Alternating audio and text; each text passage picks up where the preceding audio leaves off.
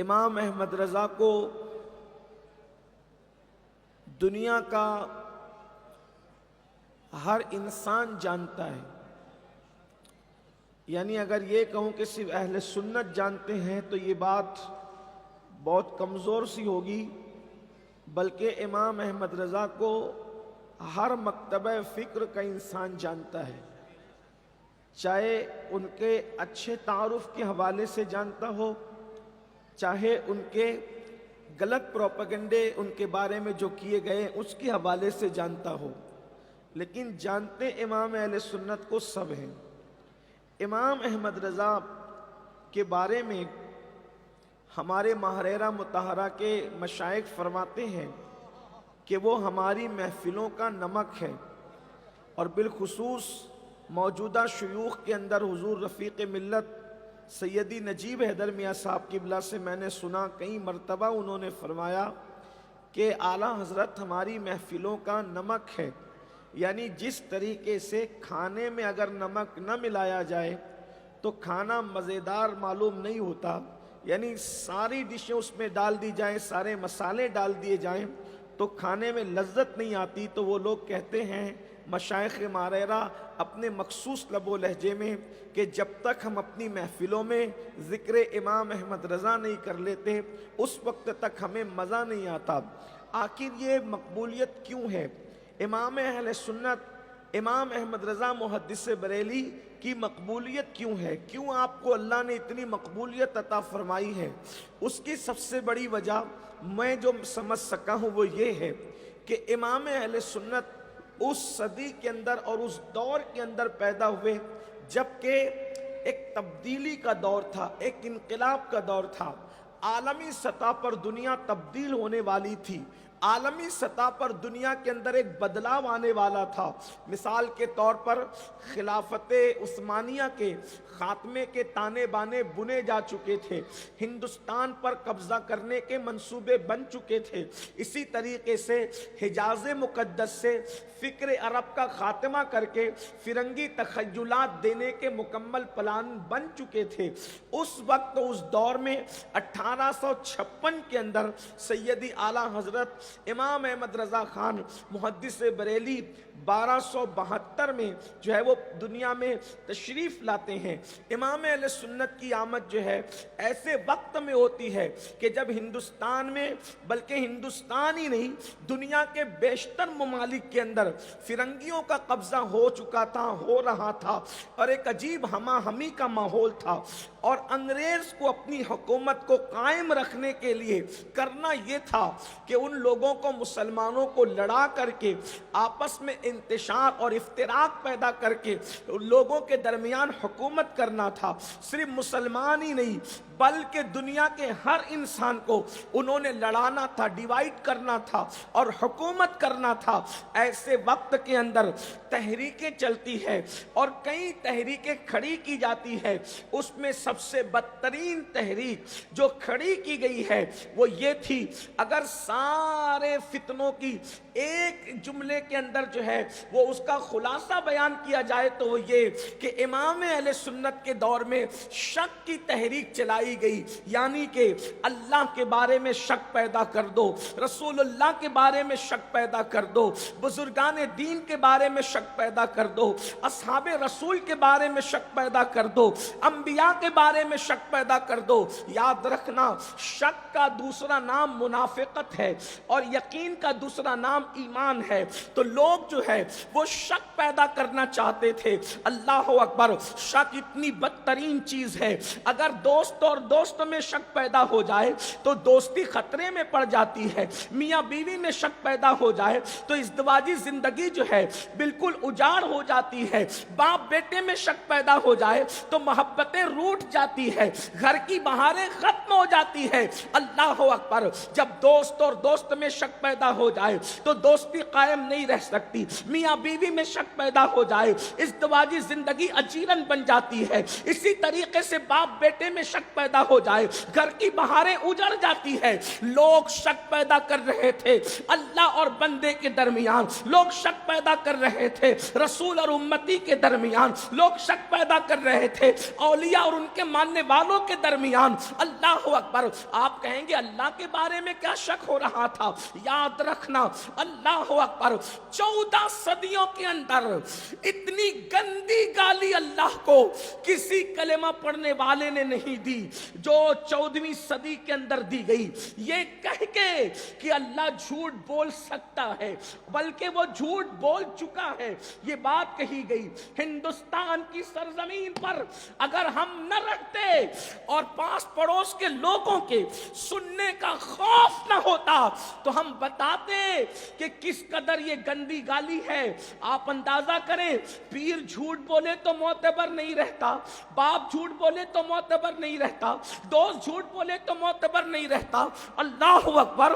عقل کے غلاموں نے اللہ تک کو جھوٹا قرار دیا، اور یہ بات چھپی ہوئی نہیں ہے، براہین قاطعہ اس پر جو ہے وہ شاہد ہے، اس میں لکھا ہوا ہے۔ اسی طریقے سے فتاوی رشیدیہ میں بھی لکھا ہوا ہے۔ اللہ اکبر۔ میں یہ بات آپ کے سامنے، میرا عنوان یہ نہیں ہے کہ کس نے کیا لکھا، لیکن آپ کو بالخصوص جوانوں کو پتہ ہونا چاہیے، یہ جو میں کتابوں کے نام لے کر کے جا رہا ہوں، اللہ اکبر، اگر میں یہاں موجود نہ رہا تو یہاں ہمارے علماء موجود ہیں، اور یہ ذمہ داری لیں گے کہ جو عبارتوں کی طرف میں اشارہ کر رہا ہوں یہ وہ عبارتیں ان کتابوں کے اندر بتائیں گے۔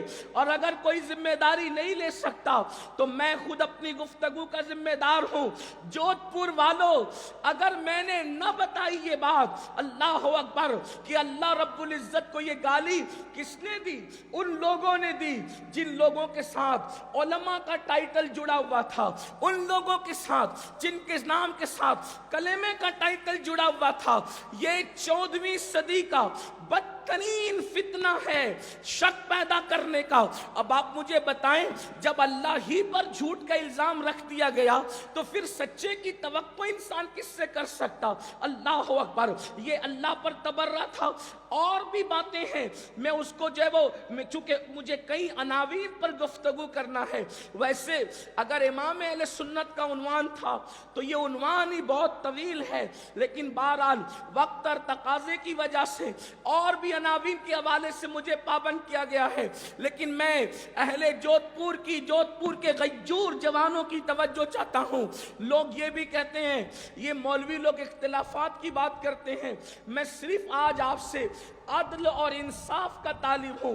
کوئی بھی سن رہا ہو، ہمارا موافق ہو یا مخالف ہو، کوئی بھی بھائی سن رہا ہو، اس کی توجہ چاہتا ہوں یہ سوچ کر، اپنی قبر کا خیال کرنا میرے بھائی، اللہ کی عدالت میں کھڑے رہنے کا خیال کرنا میرے بھائی، اور پھر سوچنا کہ امام احمد رضا اور ان کی فکر کو جو لوگ دنیا میں عام کر رہے ہیں، وہ لوگ آپ کے حوالے سے ہمدرد ہیں یا پھر آپ پر وہ ظلم کر رہے ہیں، یہ آپ کو خود سوچنا ہوگا۔ اللہ نے عقل دی ہے، اللہ نے شعور دیا ہے، اللہ نے سوچنے سمجھنے کی صلاحیت دی ہے۔ اللہ اکبر۔ اللہ کو ایسی گالی دی گئی، اگر دوسرے مذاہب والوں کے سننے کا خوف نہ ہوتا تو میں اس پر مزید اللہ کو جو گالیاں کلمہ پڑھنے والوں کی طرف سے دی گئی ہے نام نہاد، ان کا ذکر بھی کرتا، اس کی تفصیل بھی بیان کرتا، لیکن مجھے اس کا احساس بھی ہے کہ کہیں پڑوسی سن کر کے اس کا مس یوز نہ کر لیں، کیونکہ ہمیں اوروں کا بھی خیال ہوتا ہے۔ میرے آقا علیہ الصلوۃ والتسلیم کے پیارے دیوانوں، جب تک کہ کیمرے نہیں تھے لوگ کہتے تھے دیواروں کے کان ہوتے ہیں، جب سے کیمروں کا سسٹم آیا ہے ہم یہ کہتے ہیں دیواروں کو اب کان بھی ہوتے ہیں، دیواروں کی آنکھیں بھی ہوتی ہے۔ اس لیے ہمیں بہت سوچ سمجھ کر گفتگو کرنا ہے، کہیں ایسا نہ ہو کہ ایک دیوار محفوظ کرنے جائے دوسری ہی ٹوٹ جائے، اس کا بھی خیال کرنا ہے۔ تو اللہ پاک کو گالی دی گئی، رسول اللہ کو گالی دی گئی، حضور علیہ السلام کو کیا گالی دی گئی؟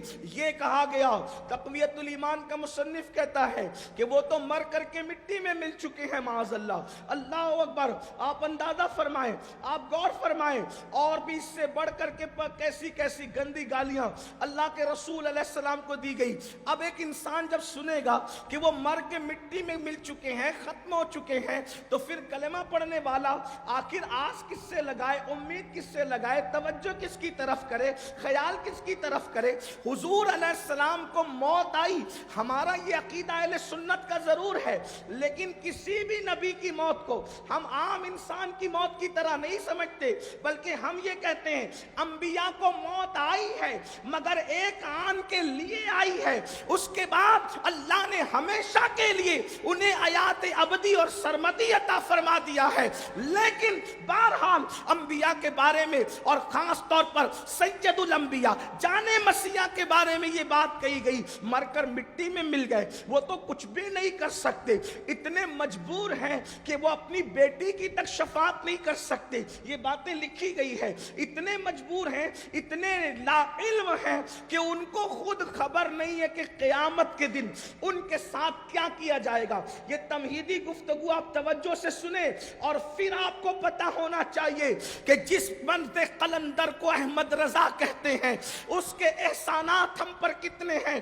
میری قوم کے جوانوں یاد رکھو، اگر کوئی نوکری دلا کر کے ہمارے بچوں کی روٹی روزی کا انتظام کرے، ہم پوری زندگی اس کے احسان تلے دبے رہتے ہیں، اس کے احسان کو ہم کیوں نہ سلام کریں؟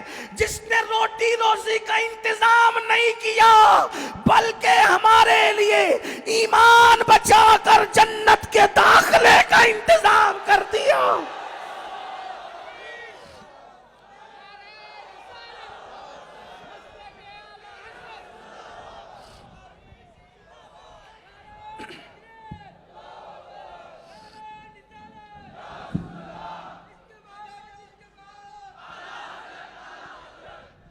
تعصب کی بنیاد پر یا بے علمی یا کم علمی کی بنیاد پر کوئی مانے یا نہ مانے، اگر انصاف زندہ ہے اور عقل اور شعور سلامت ہے تو میں آپ سے گفتگو کرنا چاہتا ہوں۔ رسول اللہ کی ذات مشکوک کی گئی، اولیاء اللہ کے مزارات کو مٹی کے ڈھیر سے تشبیہ دی گئی ہے تو مٹی کا ڈھیر ہے، اسی طریقے سے اولیاء اللہ کا مذاق اڑایا گیا، صحابہ کرام کو گالیاں دی گئی، اہل البیت کو گالیاں دی گئی۔ ایسے ماحول میں ایک جملے میں وہ فتنے کا بالکل اجمالی جائزہ یہ کہ شک پیدا کیا گیا، جس دور میں شک پیدا کر کے لوگوں کو اللہ اور اس کے رسول سے دور کیا جا رہا تھا، اس وقت اللہ رب العزت نے 1856 میں امام احمد رضا کو اپنے نبی کا معجزہ بنا کر، غوث اعظم کی کرامت بنا کر اور اپنی نشانیوں میں سے ایک نشانی بنا کر دنیا کے اندر بحیثیت مجدد جلوگر فرمایا۔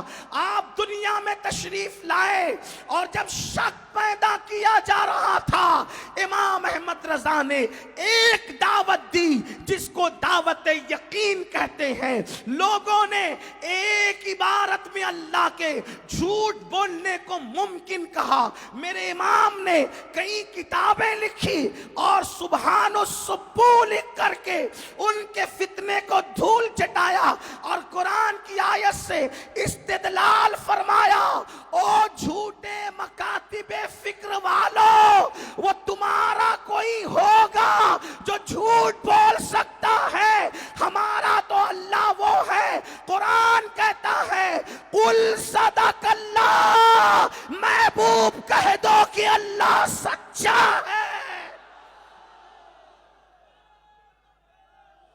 نعرہ تکبیر، نعرہ رسالت، عظمت الوہیت، مسلک اعلی حضرت، نعرہ تکبیر، سبحان اللہ۔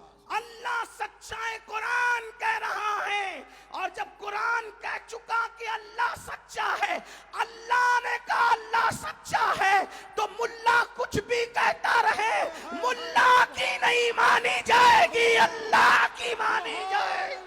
سبحان اللہ، واہ واہ، ماشاءاللہ، بہت خوب، بہت خوب۔